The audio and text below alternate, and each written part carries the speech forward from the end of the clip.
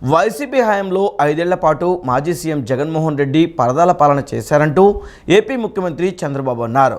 గడిచిన 5 ఏళ్ల పాలనలో జగన్ సభలు పర్యటనలు చేయాలంటే పాఠశాలలు మూసివేశారని, చెట్లు నరికివేశారని ఆగ్రహం వ్యక్తం చేశారు. జగన్ రావాలంటే పరదాలు కట్టాలని, ప్రతిపక్షాలను హౌస్ అరెస్టులు చేయాల్సిందే అంటూ ధ్వజమెత్తారు. ఏపీలో వచ్చే 5 ఏళ్ల పాలనలో చేసే పనులు, వివిధ పథకాల అమలు గురించి ముఖ్యమంత్రి వివరించారు. వచ్చే 5 ఏళ్లలో రాష్ట్రంలోని ప్రతి గ్రామంలో సీసీ రోడ్లు వేస్తామని అంబేద్కర్ కోనసీమ జిల్లా కొత్తపల్లి మండలం వానపల్లిలో గ్రామ సభలో పాల్గొని సీఎం చంద్రబాబు ప్రకటించారు. రాష్ట్రంలోని అన్ని పంచాయతీల్లో 17,500 కిలోమీటర్లు సీసీ రోడ్లు వేస్తామన్నారు. మట్టి అంటకుండా బయటకు వెళ్లేలా చేస్తామన్నారు. 10,000 కిలోమీటర్లు మురికి కాల్వలు నిర్మిస్తామని చెప్పారు. రాష్ట్రంలో ఒక పద్ధతి ప్రకారం అభివృద్ధి పనులు గ్రామాల్లో చేపడతామన్నారు. రీసైక్లింగ్తో చెత్త ద్వారా సంపద క్రియేట్ చేస్తున్నామని చెప్పారు. ప్రతి కుటుంబానికి గ్రామీణ ప్రాంతాల్లో 3 సెంట్ల భూమి ఇళ్ల స్థలంగా ఇస్తామని హామీ ఇచ్చారు. ప్రతి ఒక్కరికి ఇళ్లు కట్టించే బాధ్యత తీసుకుంటున్నామని, గత 5 ఏళ్లుగా రోడ్లు అధ్వానంగా తయారయ్యాయని మండిపడ్డారు. గత నాయకుడు ఏనాడైనా గ్రామ సభ పెట్టాడా అంటూ చంద్రబాబు ప్రశ్నించారు. జనంలోకి రావాలంటే పరదాలు, చెట్లు నరికివేయడం ఇదేమి దారుణమంటూ విమర్శించారు. నరేగాలో ఎంతమందికి పని కావాల్సిన కల్పిస్తామన్నారు. 4,550 కోట్లతో గ్రామీణాభివృద్ధి పనులు చేపడుతున్నామన్నారు. 2019 నుంచి 24 మధ్య చీకటి రాజ్యం నడిచిందని, నరేగా నిధులు దొంగ బిల్లులతో దోచుకున్నారని ఆరోపించారు. రాష్ట్రంలో 990 కోట్లు పంచాయతీలకు విడుదల చేశామని, మరికొన్ని నిధులు జారీ చేయనున్నామని తెలిపారు. నిర్దిష్టమైన కార్యక్రమాల్లో ముందుకు వెళతామన్నారు. ల్యాండ్ టైటిలింగ్ యాక్ట్ రద్దు చేశామని చెప్పారు. పెన్షన్ల పంపిణీ సాధ్యం కాదన్నారు. కానీ 4,000కు పెంచి అందరికీ అందించామన్నారు. అక్టోబర్ నెలాఖరుకు పూర్తి స్థాయిలో అన్నా క్యాంటీన్ ప్రారంభిస్తామని సీఎం చెప్పారు. ఎన్టీఆర్ జలసిరి కింద 32,693 బోర్లేసి పంప్ సెట్లు పెట్టాం. ఈయన కూడా మాట్లాడు 2,550 పంప్ సెట్లు మాత్రం పెట్టే పరిస్థితికి వచ్చారు.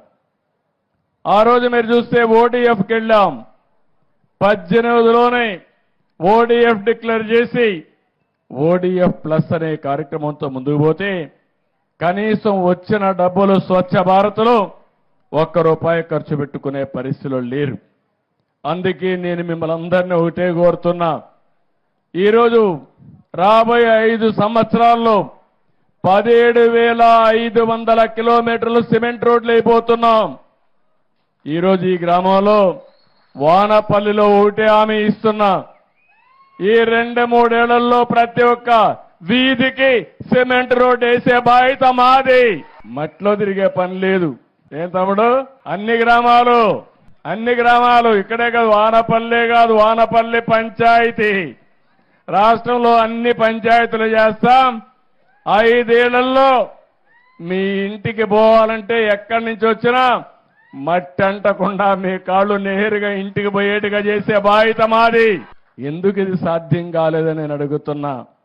ఇంకో పక్క మీరు ఒకసారి చూస్తే ఇది అవుతానే సిమెంట్ డ్రైన్స్, ఏవైతే గ్రామంలో మురికి కాలువలు కావాలి, మురికి కాలువలు లేకపోతే సిమెంట్ రోడ్లు వచ్చిన తర్వాత ఆ నీళ్లని ఇంటి ముందరుంటే చాలా భయంకరంగా ఉంటుంది. అందుకే మురికి కాలువల పైన ప్రాధాన్యత పెడుతున్నాం. 10,000 కిలోమీటర్ల మురికి కాలువలు నిర్మాణం చేసే బాధ్యత తీసుకుంటాం. వానపల్లి కానీ పంచాయతీల్లో కానీ ఒకటే హామీ ఇస్తున్నా, ఈ గ్రామాలన్నింటిలో 100% మురికి కాలువలు నిర్మాణం చేసే బాధ్యత తీసుకుంటామని చెప్పి కూడా నేను మీకు తెలియజేస్తున్నా.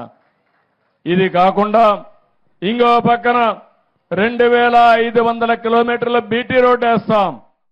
అన్నం పెట్టే రైతు బాగుంటే అన్నీ బాగుంటాయని, గ్రామాలు పచ్చగా ఉంటే మనమంతా హాయిగా ఉంటామని ఉప ముఖ్యమంత్రి పవన్ కళ్యాణ్ అన్నారు. పరిపాలన అనుభవం ఉన్న చంద్రబాబు వద్ద నేర్చుకోవాలనే తపన తనకుందని తెలిపారు. అన్నమయ్య జిల్లా మైసూరువారిపల్లెలో నిర్వహించిన గ్రామ సభలో పాల్గొని పవన్ ప్రసంగించారు. గ్రామాభివృద్ధికి ఏం చేయాలన్న అంశంలో గ్రామ సభ చాలా ముఖ్యమని ఉప ముఖ్యమంత్రి పవన్ కళ్యాణ్ అన్నారు. గత ప్రభుత్వం పంచాయతీరాజ్ వ్యవస్థను నిర్వీర్యం చేసిందని మండిపడ్డారు. అన్నమయ్య జిల్లా మైసూరువారిపల్లెలో నిర్వహించిన గ్రామ సభలో పవన్ కళ్యాణ్ మాట్లాడారు. కాగా స్వర్ణ గ్రామ పంచాయతీ పేరుతో నేటి నుంచి ప్రత్యేక కార్యక్రమాలకు ప్రభుత్వం శ్రీకారం చుట్టింది. ఈ మేరకు రాష్ట్ర వ్యాప్తంగా 13,326 గ్రామ పంచాయతీల్లో గ్రామ సభలు నిర్వహించనున్నారు. మైసూరువారిపల్లెలో నిర్వహించిన గ్రామ సభలో పవన్ కళ్యాణ్ పాల్గొన్నారు. ఉపాధి హామీ పథకంపై రాష్ట్ర స్థాయి గ్రామ సభ నిర్వహించారు. గ్రామ సభకు పవన్తో పాటు మంత్రి మండిపల్లి రాంప్రసాద్ రెడ్డి, కలెక్టర్ శ్రీధర్ హాజరయ్యారు. ఈ కార్యక్రమంలో పవన్ కళ్యాణ్ ప్రసంగించారు. అన్నం పెట్టే రైతు బాగుంటే అన్నీ బాగుంటాయని, గ్రామాలు పచ్చగా ఉంటే మనమంతా హాయిగా ఉంటామని పవన్ కళ్యాణ్ అన్నారు. పార్టీ కోసం పనిచేసేందుకు ముందుకొచ్చేవారిని తాను వదులుకోనని, మనుషులను కలుపుకునే వ్యక్తినని, విడగొట్టేవాణ్ణి కాదని తెలిపారు. గ్రామాభివృద్ధికి ఏం చేయాలన్న అంశంలో గ్రామ సభ చాలా ముఖ్యమన్నారు. గత ప్రభుత్వం పంచాయతీరాజ్ వ్యవస్థను నిర్వీర్యం చేసిందని మండిపడ్డారు. పంచాయతీరాజ్ వ్యవస్థ బలోపేతానికి అన్ని చర్యలు చేపడుతున్నామన్న పవన్ 13,326 పంచాయతీలు బలపడితే రాష్ట్ర అప్పులన్నీ తీర్చగలమని అభిప్రాయపడ్డారు. గత ప్రభుత్వంలో రోడ్లపైకి రావడానికి కూడా భయపడేవారని, అనుభవం ఉన్న నాయకులు కూడా భయపడే పరిస్థితి తెచ్చారని పవన్ మండిపడ్డారు. భర్త ఆశయాలను ముందుకు తీసుకువెళ్లాలని మైసూరువారిపల్లె సర్పంచ్గా సంయుక్త నిలబడి గెలిచారని ప్రశంసించారు. కారు మంచి సంయుక్త పట్టుదలను చూసి తనకు చాలా ఆనందం కలిగిందన్న పవన్, రాజకీయాలకు అతీతంగా రాష్ట్రాభివృద్ధి కోసం ఆలోచించామన్నారు. గత ప్రభుత్వం 41,000 కోట్ల రూపాయలు జాతీయ ఉపాధి హామీ పథకం కింద ఖర్చు పెట్టామని చెప్పి కేవలం 15,000 కోట్లు మాత్రమే ఖర్చు పెట్టిన, అంటే కనిపిస్తున్నాయి రోడ్ల మీద మనకి ఖర్చుగా. రోడ్లు కానీ, సగటు మనకి అవసరాలు కానీ, మౌలిక అవసరాలు కానీ ఏమీ చేయలేకపోయారు. ఈ మిగతా 25,000 కోట్లు ఏమైపోయినాయో, ఎట్లా వెళ్ళిపోయినాయో ఎవరికీ తెలియదు. అంటే నిజంగా ఒక పని జరగాలి అంటే గ్రామ సభ తీర్మానం చేయాలి. పంచాయతీ రాజ్ వ్యవస్థని బలోపేతం చెయ్యడానికి, ఇది ఆంధ్రప్రదేశ్కి కాదు భారతదేశానికే వెన్నెముక పంచాయతీ రాజ్ వ్యవస్థ. అందరూ నన్ను హోమ్ తీసుకోమని ఒకటే కోరుకున్నా. నేను అన్నా హజార్ అంటే పడి చచ్చిపోయాను చిన్నప్పుడు. మీకు తెలుసు, చిరంజీవి గారి సినిమా రుద్రవేణి సినిమా కూడా ఉంటుంది. అది అన్నా హజారే గారి ప్రేరణతో తీసింది. అంటే ఒక సర్పంచ్ ఎంత బలవంతుడంటే, ఎక్కడో మిలిటరీలో పనిచేసి రేలేగావ్ సిద్ధి, మహారాష్ట్రలో రేలేగావ్ సిద్ధి అనే గ్రామానికి వచ్చి అక్కడున్న పరిస్థితులు చూసి అందరూ మద్యానికి బానిసై అన్ని మనకి కనీసం నీటి సౌకర్యాలు పొలాలు ఎండిపోతా ఉంటే, గ్రామానికి అభివృద్ధి నోచుకోపోతుంటే ఆయన ముందుకొచ్చి ఆయన సర్పంచ్గా అయ్యి ఆయన ప్రారంభించింది వాళ్ళ రేలేగావ్ సిద్ధిగే కాదు, మొత్తం దేశాన్నే కదిలించాడు. ఒక సర్పంచ్ కదిలించాడు. అది కూర్చోబెట్టి లోక్పాల్ బిల్లు కానీ, ఈ రోజున సమాచార హక్కు చట్టం కానీ, ఇవన్నీ ఆయన నాయకత్వంలో జరిగినాయి. అంటే ఒక సర్పంచ్ తలుచుకుంటే దేశాన్ని కదిలించగలిగే శక్తి ఉందన్నది మన గ్రామాలు చూపించినాయి. అలాంటి 13,326 పంచాయతీలు గనక బలపడితే, బలోపేతం అయితే, నిజంగా అభివృద్ధి దిశ వైపు వెళ్తే, మనందరం ఐక్యతగా ఉంటే ఆంధ్రప్రదేశ్కి ఎన్ని లక్షల కోట్లు వీళ్ళు అప్పు చేసిన అప్పులను తీర్చేయగలం. మనకు అంత శక్తి సమర్థత మనకు ఉంది. ఐటీ విద్యాశాఖ మంత్రి నారా లోకేష్ నిర్వహిస్తున్న 30వ రోజు ప్రజా దర్బార్కు రాష్ట్ర ప్రజల నుంచి విశేష స్పందన వస్తుంది. మంగళగిరి నియోజకవర్గంతో పాటు రాష్ట్రం నలుమూలల నుంచి పెద్ద సంఖ్యలో ప్రజలు తరలివచ్చి సమస్యలను చెప్పుకుంటున్నారు. ఉండవల్లి నివాసంలో మంత్రి నారా లోకేష్ 30వ రోజు ప్రజా దర్బార్ నిర్వహించారు. మంగళగిరి నియోజకవర్గంతో పాటు రాష్ట్రంలోని వివిధ ప్రాంతాల నుంచి ప్రజలు పెద్ద ఎత్తున తరలివచ్చి నారా లోకేష్కి సమస్యలు చెప్పుకున్నారు. భూ సమస్యలపై కొందరు విజ్ఞప్తులు సమర్పించారు. తెలుగు సంస్కృత అకాడమీలో టైం స్కేల్ ఉద్యోగులుగా పనిచేస్తున్న వారికి ఉద్యోగ భద్రత కల్పించాలని హెచ్ఆర్ఏ, సీసీఏ సిబ్బంది కోరారు. రెగ్యులరైజ్ చేసిన పోస్టింగ్ ఆర్డర్స్ ఇవ్వలేదంటూ ఏపీ సాంకేతిక విద్యాశాఖ కాంట్రాక్టు ఉద్యోగులు లోకేష్ను కలిశారు. అనారోగ్యంతో బాధపడుతున్న వారు సీఎం సహాయ నిధి నుంచి ఆర్థిక సాయం ఇప్పించాలని కోరారు. బెంగళూరు విప్రోలో సాఫ్ట్వేర్ ఇంజనీర్గా పనిచేస్తున్న మేనల్లుడు కనిపించడం లేదని, అతడి ఆచూకీ కనుక్కునేందుకు సహకరించాలని శ్రీకాకుళం జిల్లా సంతబొమ్మాలికి చెందిన ఓ వ్యక్తి విన్నవించారు. రాష్ట్రంలో వందలాది ఎకరాలు భూ కబ్జాలకు పాల్పడుతున్నారని సిపిఐ రాష్ట్ర కార్యదర్శి రామకృష్ణ ఆరోపించారు. సబ్ కలెక్టర్ కార్యాలయంలో ఫైళ్ల దగ్ధానికి పాల్పడుతున్నారని మండిపడ్డారు. కబ్జాకు గురైన భూములను ప్రభుత్వం వెనక్కి తీసుకోవాలని డిమాండ్ చేశారు. విజయవాడ దాసరి భవన్లో ఏర్పాటు చేసిన మీడియా సమావేశంలో ఈ నెల 28న విజయవాడలో భూ బాధితులతో రౌండ్ టేబుల్ సమావేశం పోస్టర్ను ఆవిష్కరించారు. అనంతరం రామకృష్ణ మాట్లాడుతూ కోట్ల రూపాయల విలువైన భూములు పెద్దిరెడ్డి రామచంద్రారెడ్డి బినామీలకు కట్టబెట్టారని, ఆ అధికారి ఇప్పుడు కలెక్టర్ హోదాలో ఉన్నారన్నారు. సదరు అధికారిపై ప్రభుత్వం చర్యలు తీసుకొని భూములను వెనక్కు తీసుకోవాలని డిమాండ్ చేశారు. పెరిగిన ధరలను అదుపు చేయాలని, కొత్త రేషన్ కార్డులు మంజూరు చేయాలని డిమాండ్ చేస్తూ సెప్టెంబర్ 1 నుంచి 6 వరకు నిరసనలకు పిలుపునిస్తున్నామన్నారు. ఈ నిరసనలు దేశవ్యాప్తంగా చేపడతామని వెల్లడించారు. ఎందుకంటే మన రాష్ట్రంలో పదే పదే పునరావృతం అవుతూ ఉన్నాయి. పర్యావరణానికి సంబంధించి ఎలాంటి యాక్షన్ ఉండడం లేదు.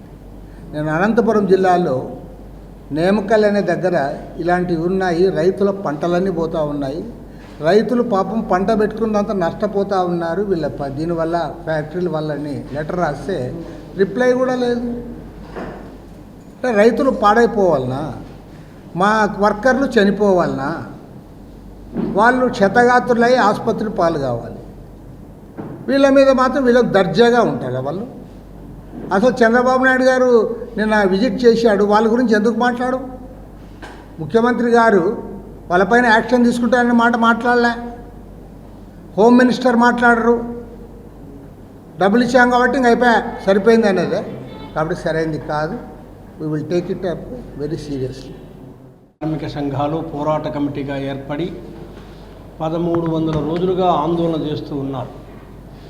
ఈ నేపథ్యంలో ప్రభుత్వాలు మారిన తర్వాత మన జూలై నెల 23వ తారీఖున కేంద్ర ఉక్కు శాఖ మంత్రి హెచ్డి కుమారస్వామి గారు విశాఖ వచ్చారు.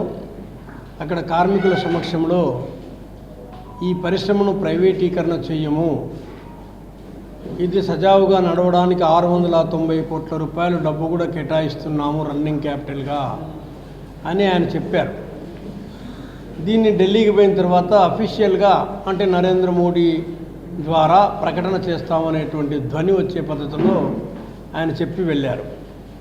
ఆయన వెళ్ళిన తర్వాత ఉన్నమతిబాయి చంద్రమతి అని అది వరకు ఒక బ్లాస్ట్ ఫర్నేస్ పని చేయకుండా నిలబడిపోయి ఉండే ఆ ఫ్యాక్టరీలో. విజయవాడ నగరంలో ఒంటరిగా వెళ్తున్న మహిళలను లక్ష్యంగా చేసుకుని బంగారు గొలుసుల దొంగతనాలకు పాల్పడుతున్న యువకుడిని సిసిఎస్ పోలీసులు అరెస్ట్ చేశారు.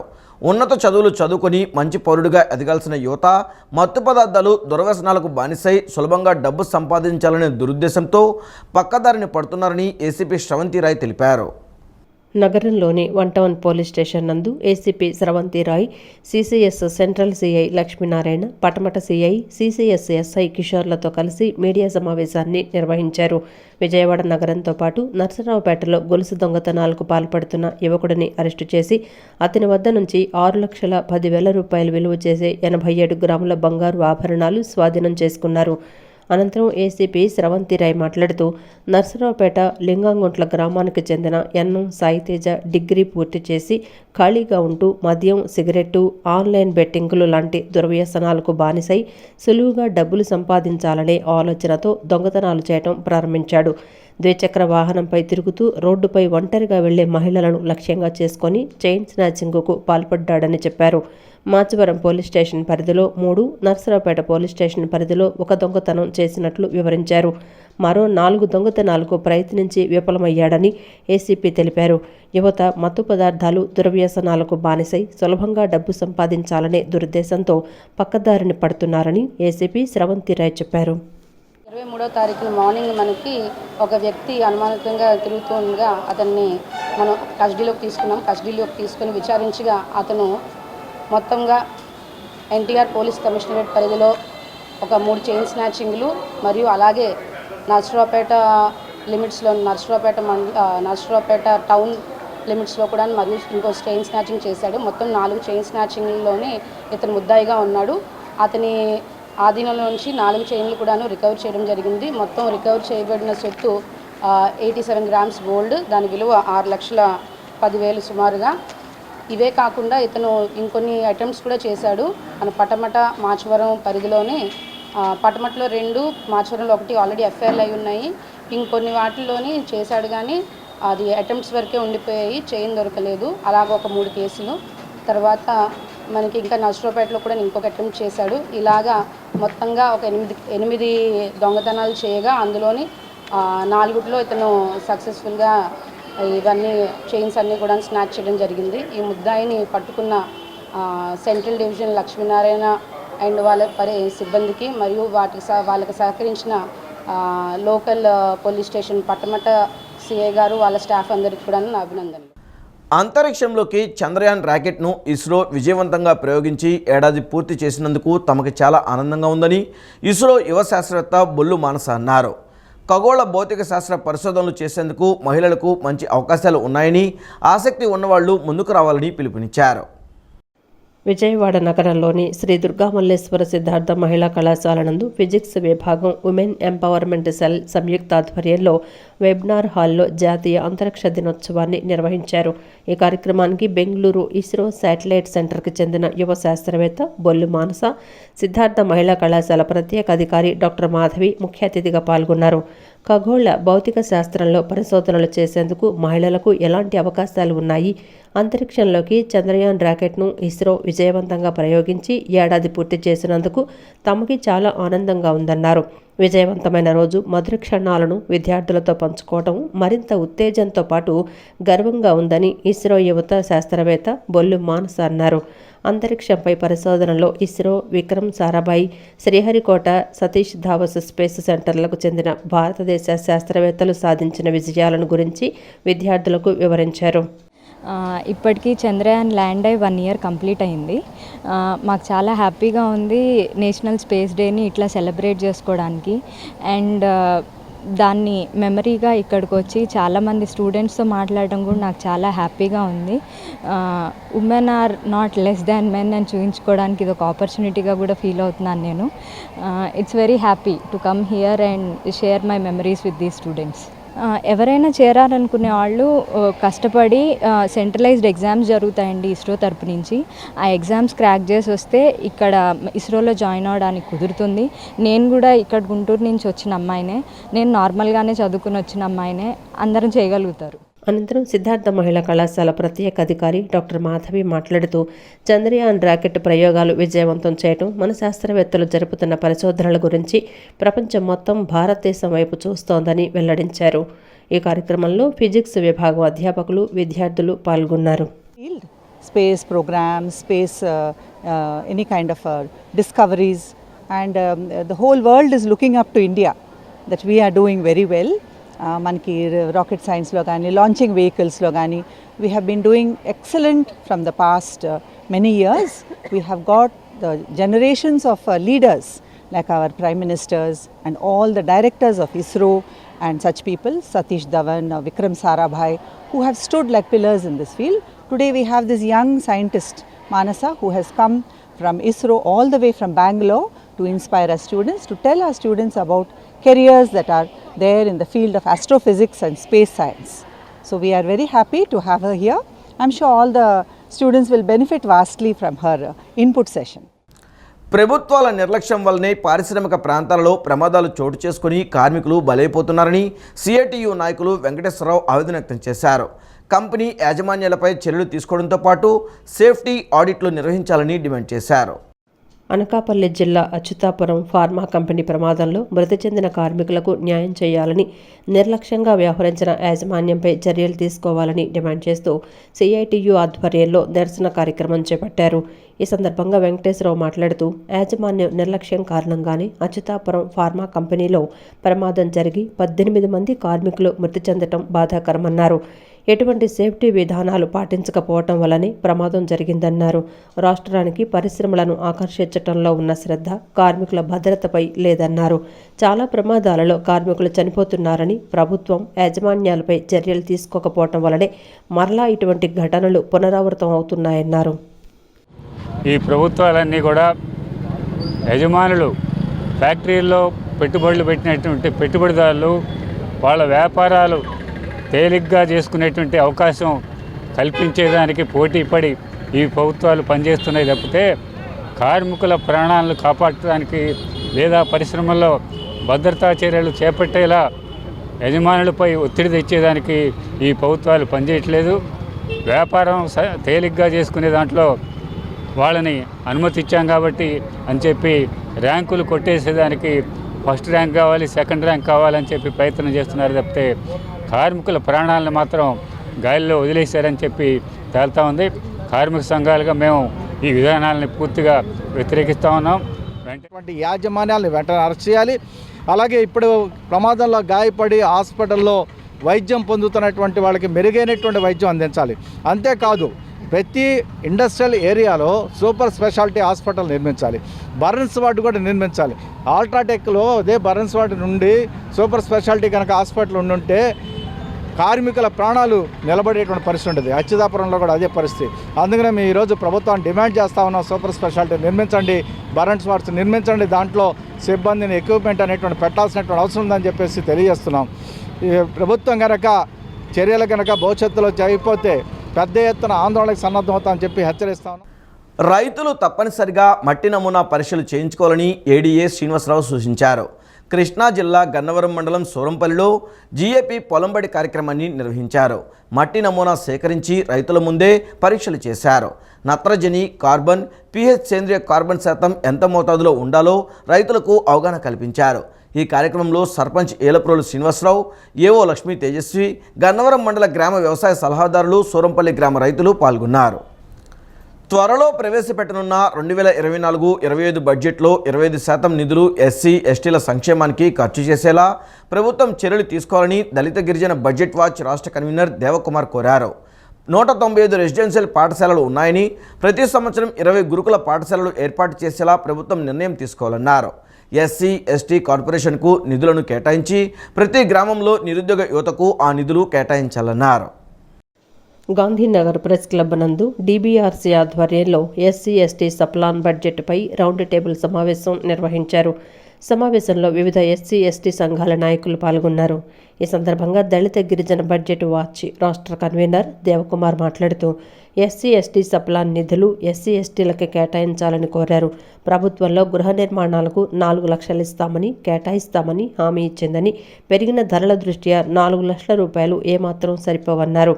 ఎస్సీ, ఎస్టీ నిధుల నుండి మరో 2 లక్షల రూపాయలు ఎస్సీ, ఎస్టీ సామాజిక వర్గ లబ్ధిదారులకు కేటాయించాలన్నారు.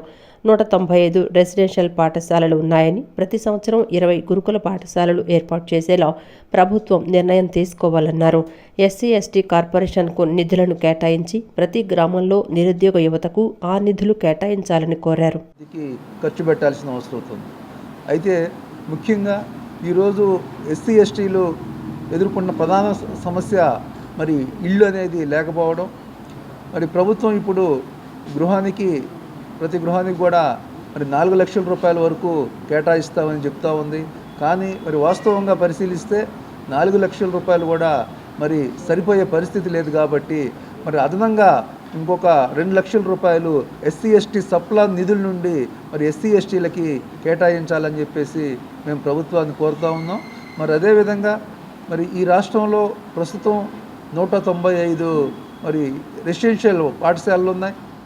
అనంతరం సోషల్ డెమోక్రటిక్ ఫ్రంట్ అధ్యక్షులు మాదకాని గురునాథం మాట్లాడుతూ పట్టణంలో ఉండేవారికి 2 సెంట్లు, గ్రామంలో ఉండేవారికి 3 సెంట్లు ప్రభుత్వం కేటాయిస్తుందని చెప్పారు.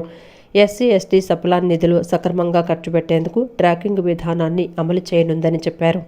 ఇదివరకు గతంలో 187,000 రూపాయలు ఇళ్ళు కట్టియడం కోసం గత ప్రభుత్వం నిర్ణయాలు తీసుకుంటే ఇప్పుడు ప్రభుత్వం 4 లక్షలు ఇవ్వటం కోసం నిర్ణయాలు తీసుకుంది. దీంట్లో వెనకాడే ప్రశ్నే లేదు. దీంట్లో తప్పకుండా జరుగుతూ ఉంది. ఇవన్నీ కూడా జరుగుతూ ఉన్నటువంటి కార్యక్రమాలు. ఇక పోతే వాళ్ళకి ఎక్కడైతే కొండ పోరంబోకులు ఉన్నాయో, ఎక్కడైతే స్థలాలు ఉన్నాయో గవర్నమెంటు అవన్నీ కూడా ఫస్ట్ ప్రయారిటీ ఇచ్చి ఎస్సీ, ఎస్టీలకి కొనిచ్చి కట్టించాలనే ఆదేశాలు కూడా వచ్చినాయి. తర్వాత బెస్ట్ అవైలబుల్ స్కూల్స్ మాకు సంబంధించినటువంటి ఆత్మగౌరవం అది మేము గత ప్రభుత్వంలో ఇబ్బంది పడ్డాం. అంబేద్కర్ గారు పేరుతో ఉన్నటువంటి దాంట్లో పేరు మార్చడం వల్ల మా అందరూ ఆత్మగౌరవం దెబ్బతింది. దానివల్ల మా వాళ్ళు కూడా ఎక్కడ 5 పైసలు కూడా లబ్ధి పొందలేదు. మా వాళ్ళు ఎస్టీ ఒకళ్ళు పోయారు, 30 మంది ఎస్సీలు పోయారు. కేవలం 5 సంవత్సరాల వివక్షతకు గురయ్యాం. ఈ రోజున అది మార్చి తను ఒక 500 మందిని. అనంతరం దళిత గిరిజన బడ్జెట్ వాచ్ జిల్లా కన్వీనర్ రమాదేవి మాట్లాడుతూ బడ్జెట్లో ఎస్సీలకు అధిక ప్రాధాన్యత కల్పించేలా నూతన ప్రభుత్వం చర్యలు తీసుకోవాలని కోరారు. కలిసి ప్రతిపాదన చేయడం జరిగింది. ప్రతిపాదనని మేము అందరూ ప్రభుత్వం దృష్టికి మినిస్టర్లు, మరి ముఖ్యమంత్రి గారు, రాష్ట్ర మంత్రులు, లోకేష్ గారు, మరి ఎమ్మెల్యేలు, అధికారుల దగ్గరికి అందరి దగ్గరికి కూడా తీసుకువెళ్ళడం జరుగుతుంది. మరి తీసుకువెళ్ళి బడ్జెట్లో మాకున్నటువంటి నిధుల్ని కేటాయించాలని చెప్పి హాస్టల్ డెవలప్మెంట్ కోసం మెస్ ఛార్జీలు పెంచాలని చెప్పి మేమంతా కూడా ఇక్కడ ఒక 24 ప్రతిపాదనలు చేయడం జరిగింది. వీటి గురించి మాట్లాడడానికి ఈ వార్తలు ఇంతటితో సమాప్తం. నమస్కారం.